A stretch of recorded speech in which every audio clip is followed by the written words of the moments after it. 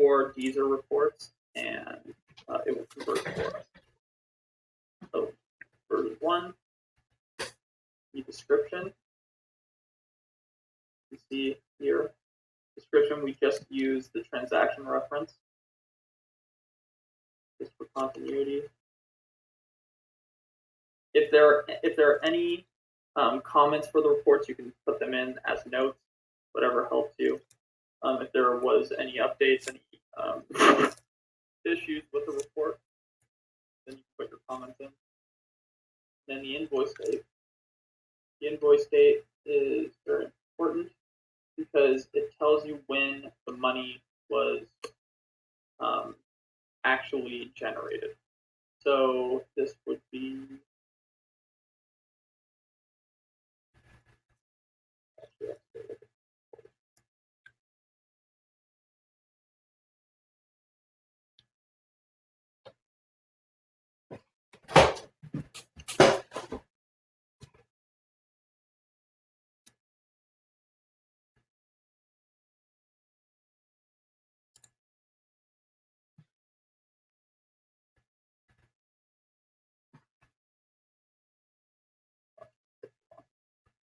all right.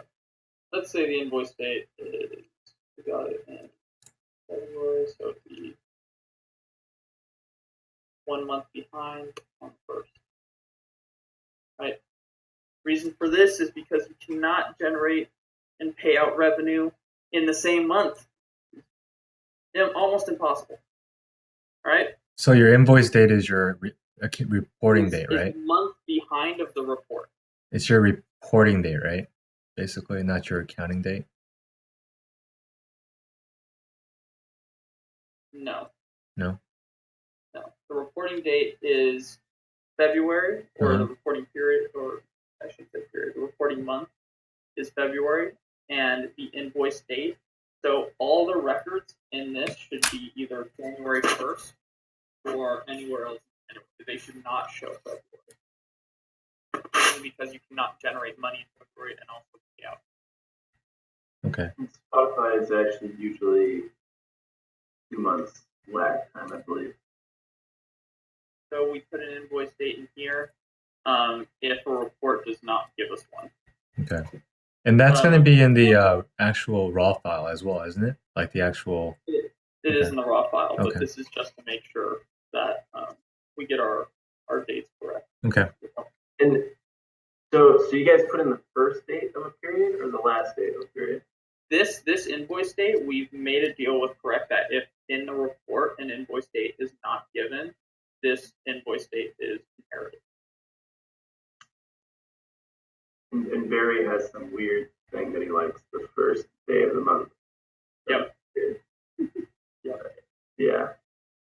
Because I would totally put January 31st because we earned from January 1st to the 31st, and on the 31st to generate an invoice. Yeah. But Spotify is one of those cases where they provide the invoice date, so this one does not get inherited. Okay. So no worries there. Okay, so the royalty period is going to be March.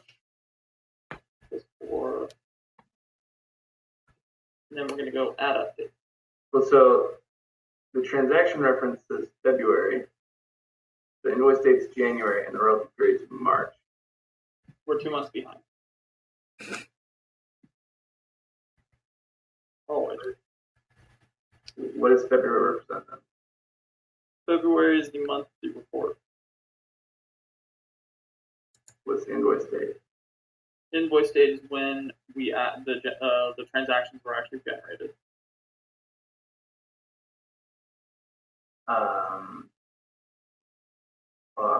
Why is it's not adding up to me? So there's a month that we earned the revenue in, which you're saying is January. February. So here, so February we have Spotify. We had November, right? November Spotify. So I honestly should have put. I should have used December. I mean, we can. If we want to do this, I'll actually do this. So yeah, so I'm a little confused here as well, just a little bit. Just so if a song is played in Spotify in December, right? What would be the transaction reference for that? And so the earnings that comes from a Spotify play in December, would that mean that the invoice date will be December?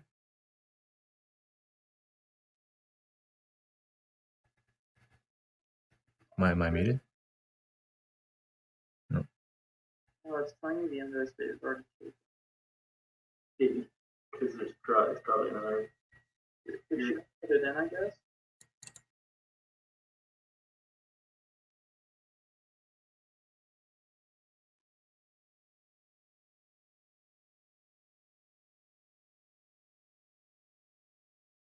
Maybe I should put it in already.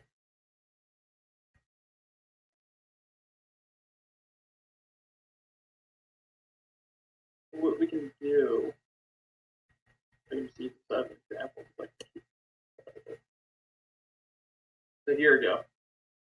This is what the header should look like for the next month, the upcoming period. So we were reporting December and March. December earnings in March.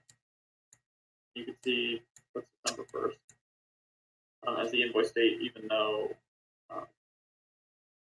it's probably not going to use the December 1st invoice date. They're within the file. So the invoice number that came from Merlin's dashboard? This invoice number, Yeah. this is being generated by Correct. I see. This is what they provide on every transaction, so you can track each transaction back to its original report in their system. For 2018 Q1? Yes. For December report? Yes. So it's kind of nonsense. In a way. It's based on like your royalty period, right? So if it's anywhere between January and March, do you consider it Q1 for you guys? Yes. Okay. All right. Well, this one seems to make more sense. We had December of 2017, invoice date December 2017. All right. So that's the accrual period. Yeah. The cash period where we receive the cash is in March. This makes sense because it's an actual report. What I was doing was just an example. All right. So yeah, we can use this just because it's already made, and why not? If we open the invoice details are where you're actually going to upload the report to. If you go to custom template, this is their version of a profile of our revenue pipeline. Only this is their UI on top of it. So when you ingest a file, you browse, and you have to click multiple files because in Spotify's case, you have breakage as well as streaming. So browse, and you go grab those files, and you upload them. It'll give you the file total, so the value of the file, and then what you input as the header total. If they're matching to a certain extent, I believe it's to the dollar. I want to say it's to the dollar. It'll allow you to approve the report.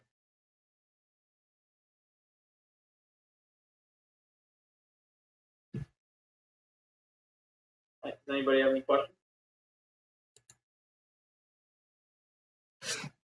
So the header total, this is just rounding error, right? When if it's different by 4 cents. Yeah. Okay. Yeah.